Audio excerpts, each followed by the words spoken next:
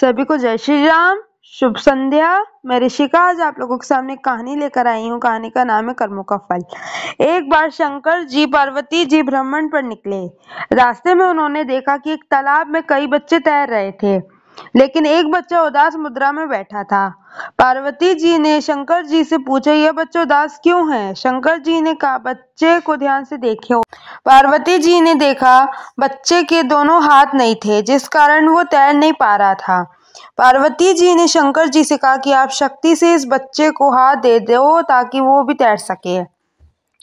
शंकर जी ने कहा, हम किसी के कर्म में हस्तक्षेप नहीं कर सकते हैं, क्योंकि हर आत्मा अपने कर्मों के फल द्वारा ही अपना काम अदा करती है।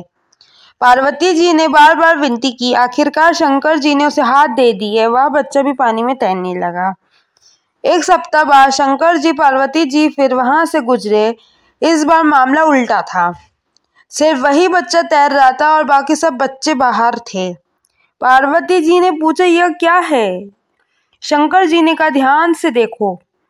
देखा तो वह बच्चा दूसरे बच्चों को पानी में डुबो रहा था, इसलिए सब बच्चे भाग रहे थे। शंकर जी ने जवाब दिया, हर व्यक्ति अपने कर्मों के अनुसार फल भोगता है। भगवान किसी के कर्मों के फेर में नहीं पड़ते हैं। उसने पिछले जन्मों में हाथों द्वारा यही कार्य किया था, इसलिए उसके हाथ नहीं थे। हाथ देने से पुनः वह दूसरों की हानि करने लगा है। प्रकृति नियम के अनुसार चलती है, किसी के साथ कोई पक्षपात नहीं। आत्मा जब ऊपर से नीचे आती है तब सब अच्छी ही होती है।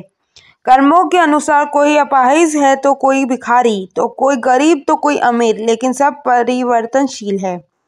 अगर महलों में रहकर या पैसों के नशे में आज कोई बुरा काम करता है तो कल उसका भुगतान तो उसको करना ही पड़ेगा। कर्म तेरे अच्छे तो किस्मत तेरी दासी, नियत तेरी अच्छी तो घर में मथुरा काशी। धन्यवाद। सदैव प्रसन्न रहिए, जो प्राप्त है वही पर्याप्त है। जय हो, विजय हो।